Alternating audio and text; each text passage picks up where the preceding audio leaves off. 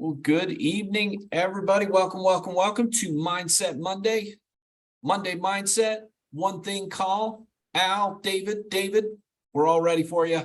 So as you come on, let us know where you're zooming in from in the chat, and make sure you are sending that chat message out to everybody or all hosts and panelists. It's a little different on different Zoom bridges, but we want to see who you are, where you're zooming in from, what you got going on.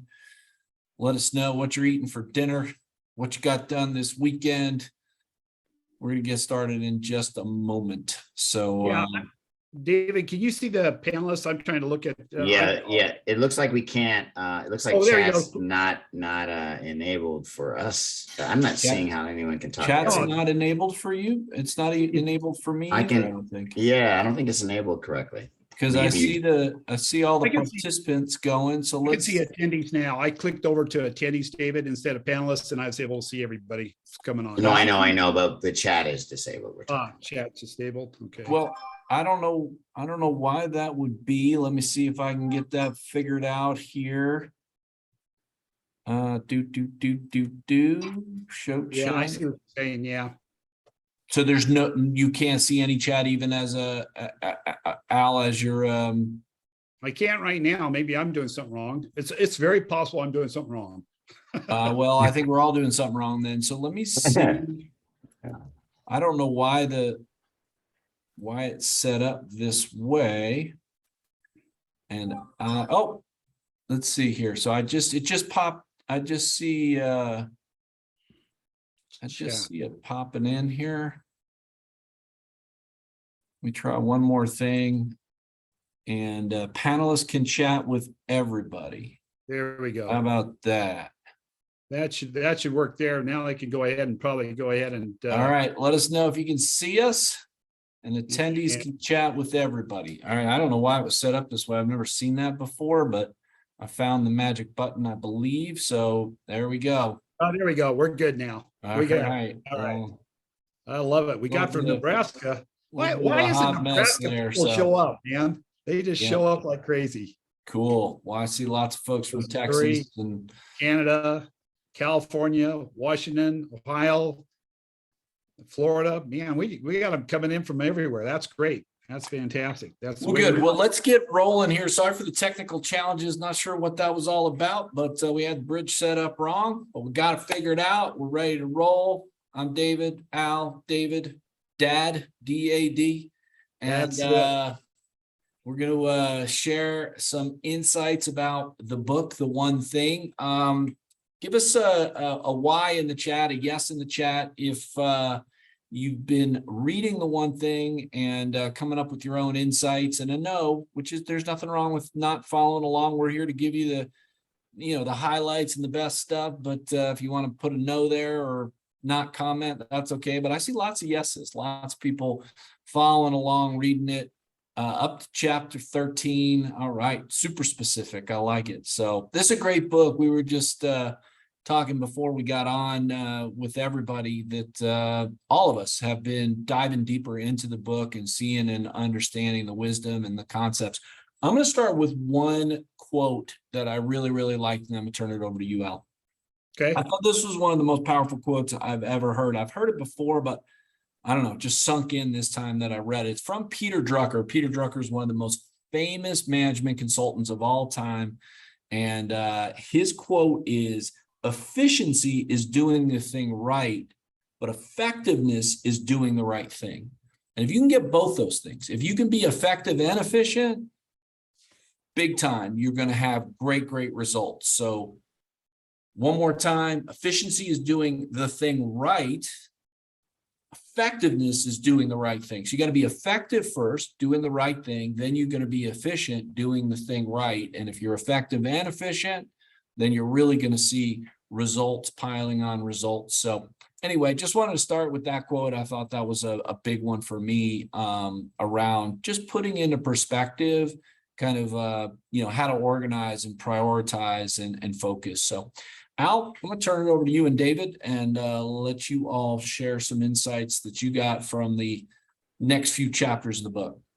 You betcha. Well, hey, it's a pleasure to be on the call. And, the teacher always gets the most.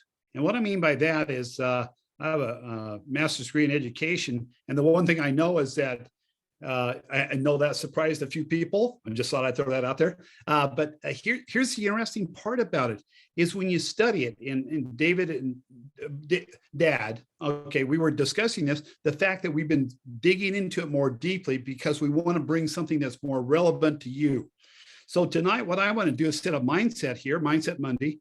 I want you to decide that tonight out of the talk, no matter what you pick out of it, okay, that it's something you can apply that will help bring the greatness that abides inside of you out to the forefront. See, I know David Rayner has tremendous talent. I know David Litt has tremendous talent. All of us have talent. The question is, will it be underexposed, or will it get exposed to the world? And will we be better? Will the world be a better place for having us been here? Okay. So willpower, and this is something, a lot of athletes think they can always turn it on. But I'll tell you something right now. So I'll give you a concept. Let's say that you did 100 push-ups and you did them right now, and you just got done with them. And now I want you to run a 100-yard dash or 100-meter dash. How effective would you be on it? You might have used some of your willpower up. Okay. And you say, well, that's not enough. Okay. Let's try, you did 500 push-ups. And now you're going to run a mile race. How do you think you'd do? And what I'm trying to get at is just this willpower. And he talks about in the book, David, he talks about how willpower is always on, is a lie. It's a myth. It's not something you can always call on. So talk to me a little bit, David, about willpower and why willpower is always on is basically a lie. Well, to me, I mean, one of the dynamics around that willpower is it's a resource that we have to cultivate and develop, and it can be used up because it's just our energy. And I, what I was thinking about, because, I was telling David and Al that I've never talked this much about one thing in my whole life. This is our 4th hour of talking about one thing. But when you really think about it, it's a really powerful idea. And what I was thinking about, what I think might be valuable for me to be talking about is, if it was so easy to do the one thing, we'd all be doing it. So what gets in the way? And this speaks to willpower a little bit, Al, because when you think about it, I think people drag their past into the present. They drag their mistakes into the present, which creates disturbance. It creates friction. And when we do that, we're not able to simplify our life. So just think about it. As a leader, how many people have you signed up? I can tell you that it's in the hundreds of people I've signed up that were going to build a happy company business that had life happen. Right, Al? Oh, absolutely. You had that a few times. And so, so I want you to know, sometimes to get to the simplicity that we're talking about in the one thing, you got to make a decision about what you are willing to let go of in your past, because you as a leader have got to have that clarity so that when you run into the people in your business that have challenges and that aren't able to focus and that have no willpower, you can navigate with them to help them get through that. You know what I'm saying, Al? Because the energy behind the one thing is alignment, trust, agreement keeping. Those things are native to being present. Those are native to keeping agreements with ourselves. And if we're not doing those things, then the one thing is going to be very difficult to achieve. Absolutely. One of the other things that I think about willpower, you should monitor it. There's times in the day when you have more willpower available to you. Okay. It's just like if you're driving a car that only, you can pop it up to 8 cylinders, but most of the time it only runs on 2 cylinders. Here's what amounts is. You got to figure out when you need that time frame. And I was talking to a group this morning about this, is the fact that some people have their energy time frame, and David, you've hit it a lot of times, they'll be first thing in the morning. Some will be in the afternoon. Some will be in the evening. It doesn't matter. It matters that you know where it is. So talk for just a second about the timing of this willpower and why we say, man, you need to do things when you got the highest energy source, the highest willpower that you have available to you is when you need to be doing these things. Yeah, well, you start, so think about downstream is doing the one thing. Like there's all of these elements that you line up so that you can do one thing, right? And one of them is get yourself present. Let go of judgment. What is the judgment that you have either from your past or about how you do this business, for example, could get in the way, right? You're trying to do the one thing, but you're critical of yourself. So in the chat box, let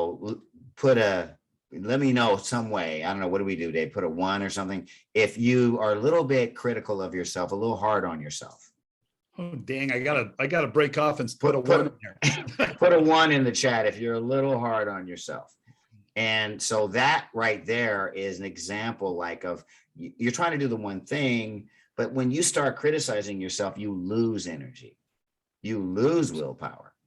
So what would you need to do in order to really gain that energy? Well, first of all, hey, we're not perfect. All of us can look at our last week, including me, and say, hey, probably could have done Happy Co a little bit better. There's something I could have, a dot I could have checked, somebody I could have called on, we can all judge ourselves for it. But what that doesn't do, that doesn't produce the intended result.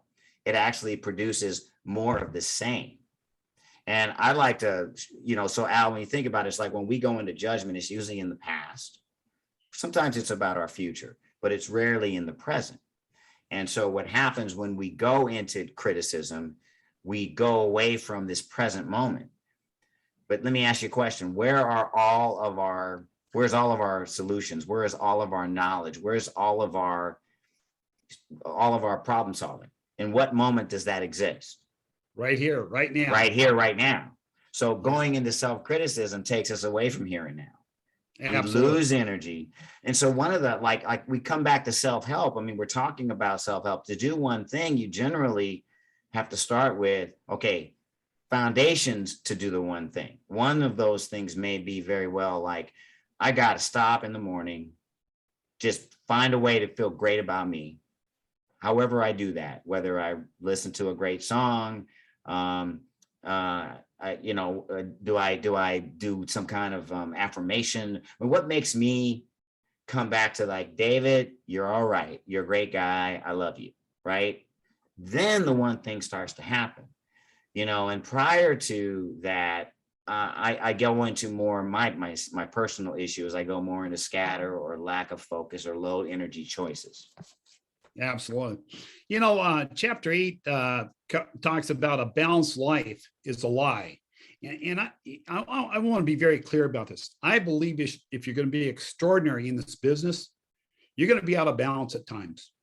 I'm sorry, David, when you were running for diamond, when you were breaking diamonds underneath you, basically, were you out of balance? Just out of curiosity, Absolutely. particularly at the end of the month.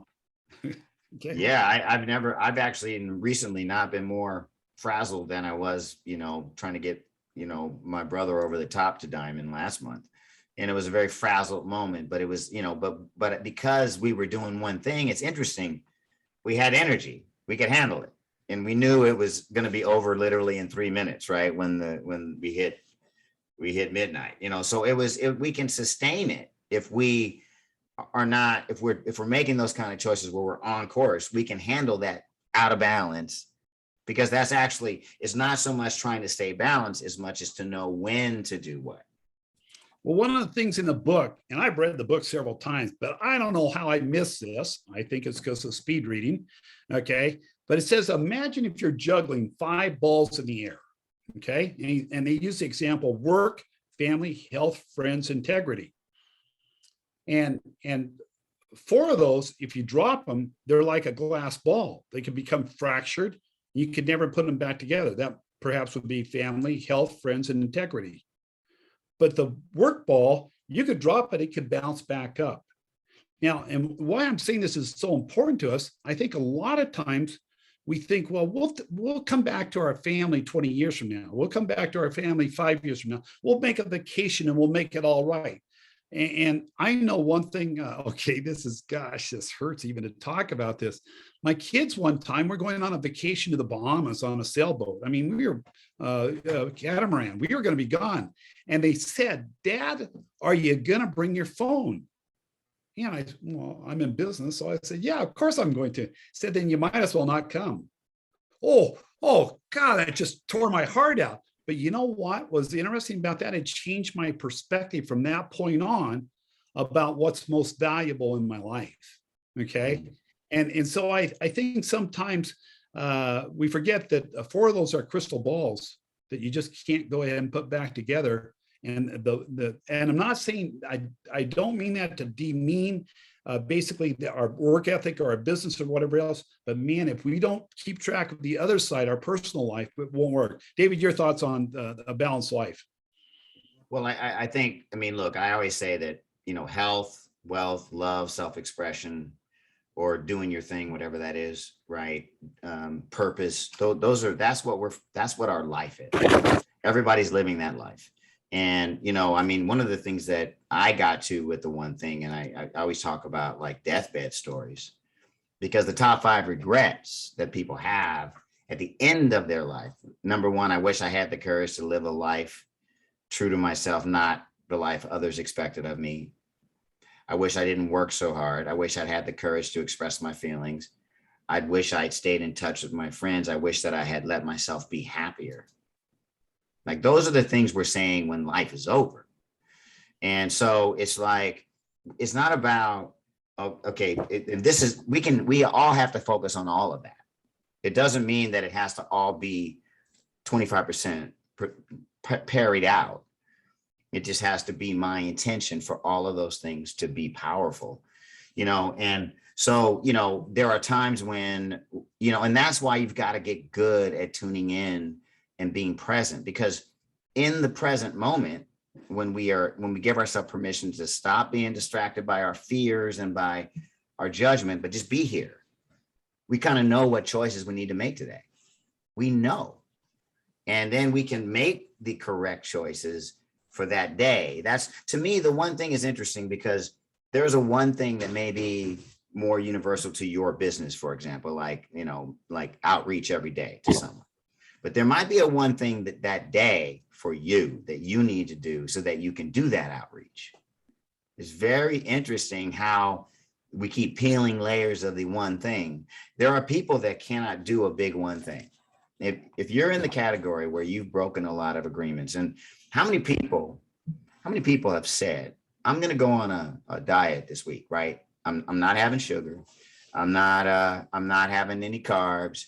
And, I got the program. Tomorrow I'm going to wake up. I'm going to take a lap around the house. I'm going to get going, all that. Right. And then at 8 a.m. you wake up, throw your phone out, and you're eating a cookie by 10 a.m. Right. Yeah. Like, how many of us have done that? So what does that do? Well, I contend that there is a part of each of us that sometimes doesn't even believe ourselves. So just let me give you an example. Let's just say that I had a kid that I was going to take to Disneyland, 5-year-old, and I said, we're going to Disneyland tomorrow. I'm gonna build a Happy Co business tomorrow. I'm calling somebody, but you're telling the kid we're going to Disneyland, and you wake up in the morning and go, oh my God, I forgot I had work. We'll go tomorrow. And the kid is like, we're not going to Disneyland. We're going tomorrow. Okay. And you do that 3 days in a row. What does that kid think about you? That kid is probably giving you some, gesture. So now what I'm saying to you is, we do that to ourselves. That is why you have to be careful with the one thing. You got to actually make a one thing that you're going to do. And Al, you're an amazing, one thing about Al Kieran, he's got an incredible mindset. When I first met Al, he's the one that told me I was going to go gold or something that he said I was going to do. And I was like, what? I'm not doing. I was like, no way I'm going gold, right? Al told me what I was doing. And I was like, oh. And I realized that he has a mind of steel, in a sense, where when he makes a decision, it's over. But that is not, you have to train yourself to get there. I mean, that's why Al has made $30-40 million in this industry. You know, that how many of us have done that, right? He figured it out. But I want all of you to understand that it starts with, I'm going to Disneyland tomorrow, and go to Disneyland, or don't say you're going. And many of us have had this history. We don't maybe some of you are great at keeping your agreements with other people, but you don't keep them with yourself. So you say all of these things you're going to do, all of this stuff, and you don't do it. And you just are like that kid that just doesn't believe in you. And I say that just to say, if you're there, that's okay. It's okay if you're there. The way you get back is you just have to start coming into alignment, doing what you say, saying what you do. That's why the book, The Four Agreements, is powerful, because that's by Don Miguel Ruiz. And maybe one day we can do that. But just like that, that's very powerful, because it allows you to kind of come back to being impeccable with your word to yourself, most importantly. And then you end up creating confidence, which allows you to then do the one thing. So if you're not, you know where you are, be honest with where you are, and then just say to yourself, okay, so what's the kind of one thing that I can do? I work for an organization, and I'll get back to you. I work for an organization called Thrive at Times that Ariana Huffington started about. And one of the big things we do is we teach companies how to take care of how people who work at these high powered companies, how to take care of themselves. And one of the things that we've had to do for high achievers is something called micro steps, where literally you no longer, the science tells us that people don't reach goals by taking on big goals and like, I'm going to eat no carbs or sugar. That's the kind of goal that people fail at. People succeed when they say, I drink 4 Cokes a day. Today I'm drinking 3 Cokes. A micro step. Or I want to work out. I don't work out. So the micro step will be 1 minute of working out. So I could stand up and walk around my desk for 1 minute, and I did it. That is how people are building confidence so that they can do the one thing. And that's why I want you to start to think about is, where are you at? Because maybe you're Al and you can say, I'm making an outreach call 3 times a day. And that's mindset. No, that's where you're ready for that. Or maybe you're at the, I'm gonna post 1 thing a day, or, you know what I mean? Where are you in your commitment level so that you keep it? David, what you just said there is so important. To thine own self be true. Okay. And I think really what happens a lot of times, we let ourselves down. And then when we let ourselves down, how can we lead anybody? Okay. We have to be able to say what we're doing is the real deal. I want to move to chapter 9 here. Big is bad. Okay. Well, big is not bad. It's a lie. Big is good. Okay. And here's the thing. I'm thinking about convention again. Okay. Convention. I asked a lady in my group that's a high achiever. I said, what do you think you could do? And she told me. And then I said, is that something that excites you? Does it excite you and scare you at the same time? She says, no, I can do that. I said, what would excite you and scare you at the same time? Okay. And we got to a number, and all of a sudden we started thinking, maybe it could be 2.5 times what she initially said. So let's just take a number 20. And she goes up to where all of a sudden she thinks, I could get 50. Well, what do you think would happen to your business with by the way, David Litt, great job on, I know you and Taylor worked hard to go ahead and get great speakers coming in. I've listened to them a couple of times now. Those are great speakers. And David Rayner and I have had the privilege of hearing some of the very best speakers you can imagine in the world. Okay. And here's the cool part. We got some of them coming to our convention. And see, here's the thing. We haven't decided that it's big enough to move the needle for us to where we go all in. We've got to be all in. So David, just for this, for a second here, we'll sort of try and move a little bit quicker on this going forward. Believing big and bold gets you to ask different questions. What does that mean? What does that mean when you're asking yourself those kind of questions? Well, once again, if you could get past being afraid and just go, what would excite me? What would excite me? Just ask that question. If I had 50 people at convention, I would be out of my mind. Now, isn't that a fun thought? What happens is, though, we jump into the fear about how would I do that? Forget how you do it. Setting a vision and a goal is what you want to be able to do. And then you just start taking steps towards it. So it's different if you said, I'm going to have 50 people at convention and I have to. and you've never even, you have one person on your team. Maybe that would be a kind of goal that you shouldn't set. Maybe you should set a goal for something different, but to get excited about 50 could be powerful for you. Absolutely. I think one of the things that when you start thinking about, David, I remember a time frame where you and Lynn, I said, man, let's figure out how to get 25 people up from Los Angeles to Seattle to a convention. And basically, but we don't have any money. We don't know how we're going to do it. And you know what? I hate to say it, it's a memory lane. I'll never forget watching you guys get off the bus after 24 hours or 28 hours in the bus. Good Lord, I'm not sure I would ever do that to anyone again. However, what that did for you, David, and your team, it brought together a synergy, and that team's honestly held together for all these years, even though our old company dumped us. Okay. Bottom line, we got in with a company that has a better vision and has more resources and can go farther. So, David, with that same team, with that same team, and that's what you're building. And you say this, Kenny Rossi says this. We're building a community and a team, and then that we're family. And then it's like that's what we're inviting people to be a part of this family. And yeah, we've driven 20 hours in a van with 12 people. You should try that one to go to convention. We rented a bus for 50 people for convention without having 50 people. I'm telling you, we've done a lot, and a lot can happen. So it's all about making decisions and having fun, and then starting with your foundation, wherever it is, and doing that one thing. The focusing question. What is the one thing I can do such by doing it? Everything else will be easier or unnecessary. And boy, for the first time ever, I saw them. They draw up this little map here. I got my notes here, and it shows a little deal. What is the small thing I need to do right now that will ultimately lead to the big thing, the big picture that I want to do long term? And I never drew them together completely. Okay, I don't know why it didn't make sense to me. Maybe it did to you, but the focusing questions double duty. When we say double duty, what does that really mean? That means that we can do the small thing today that will go ahead and be the large thing down the road.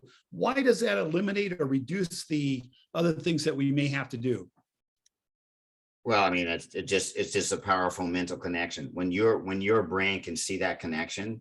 So remember, we have the reticular activator as part of our brain. When we tell it what to look for and we tell it what to focus on, it will show us. That's the part of your brain that if I said, look, remember you wanted a new car, you saw it everywhere. That's the part of your brain that works unconsciously. And this is just doing it, making it conscious. What are my steps to get here? And your brain is going to start to show you even different steps, even better steps. And I know we're kind of getting close on time, so I know we're about to kick it back to you, Dave. But that's how I would answer that. We got Melissa Lucas, we got Brian Heflin on. I don't know Melissa very well, but I know her well enough to know she had to do a lot of work to get to where she got. Okay. I know that Brian, I know a little bit better. He has to do a lot of work. And here's the thing, it's not over. Okay. Even when you get there, you've got commitments to people that have built relationships with, and you got to honor those relationships. And I think one of the things on the last deal on number 10 is basically the success habit. We want to go, chapter 11, the success habit. Do what's right. David Litt, you alluded to this. Do what's right, do it the right way, and do it at the right time. And I think that's one of the things that, and inside that chapter it talks about do the big stuff. Focus on the big stuff. Get that out of the way, and then everything else becomes a lot easier. So David Litt, as you can tell, David Rayner and I are very excited about this book, and we've only got through chapter 11. We haven't got any farther. Let's see, we haven't even assigned what's going to happen for next week. But I mean, we only have 1 week to do it, so we sort of have to wrap it all up, I guess. But David Litt, thank you so much for allowing David and I to be on, and we've enjoyed it. And here's a great part: is we're learning a lot ourselves. Well, thanks so much, guys. And one of the things that I really enjoyed, I was taking notes, is that this is a business call or a business Zoom, but a large percentage of what you were sharing was much bigger than business. And it was about life, and it was about handling life and understanding what's important and understanding that some of the stuff outside of business is more important, and not only more important, but more fragile. And so, this business and what you do in your business is important. You decide how important it is, and it can go up and down in different times and different ways. I want to share just a couple of quick things, and then we'll wrap up here. So, one of the things David Rayner was talking about was this idea of kind of not dragging things with you, not bringing your past into your present. And, I used to play soccer goalie, and it is something that is a superpower that you can make happen. Is, soccer, the scores of the games are 1-0 and 2-1 and 3-2, and, pretty low numbers. So when you give up a goal, it's no fun.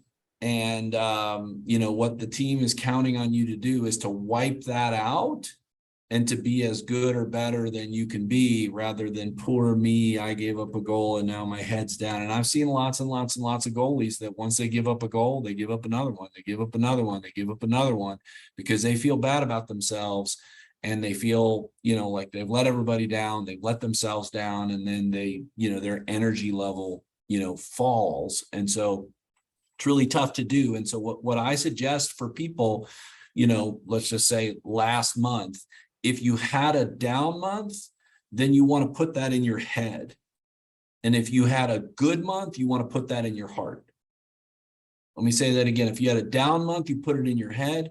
And if you have a good month, you put it in your heart. So what do I mean? If you have a bad month or bad week or a bad day or a bad whatever, you put it in your head.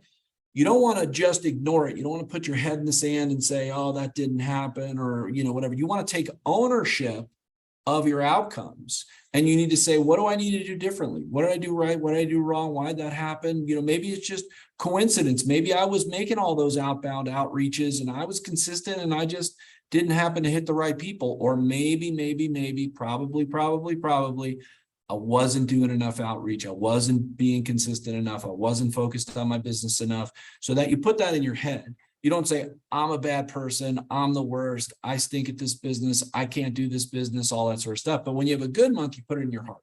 You say, look at me, look what I just did, and it's that energy that then drives your next day and your next week. So, I think that was a really powerful concept that David shared is not necessarily not dragging your past into your present, but making sure you're selective about what parts of your past you bring into your present, because you want to bring the good stuff. When you have a victory, you want to congratulate yourself. When you have a good day, you want to make sure you do bring that in. But, when things are tough, take ownership of the outcomes, but don't take it into your heart. So with all that said, I know that we had a little homework last week, for those who aren't sure what to do, and how do I focus on the one thing? We talked about the 5 different types of action. I hope that was valuable. So for those of you saying, I'm not sure what my one thing is, I don't know what I can do. Al touched on convention. I think that's a really good one thing to focus on. We also have the HCO Olympics. And so if you're not yet a bronze, getting to bronze, if you're bronze, getting to silver, if you're silver, getting to gold, if you're already above gold, helping somebody get to bronze or silver or gold.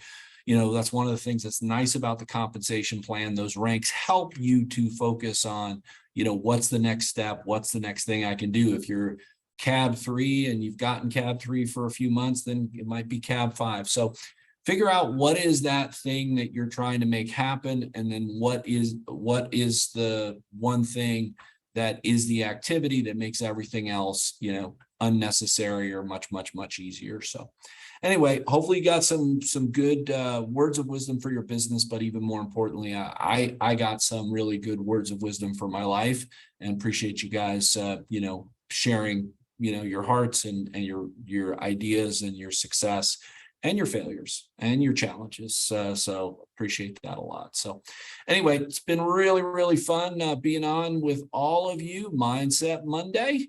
And we've got What's Up Weekly on Wednesday is our next event. And find your one thing, make it happen. And appreciate all of you. And special thanks to Al and David. Appreciate you guys stepping up, volunteering. You got paid $0.00, and you were worth every penny. A lot of love in the chat for you guys. I'm glad we got the chat back on. So All right. Take care, everybody. Have a great night. Thanks, God bless. everybody. Bye now.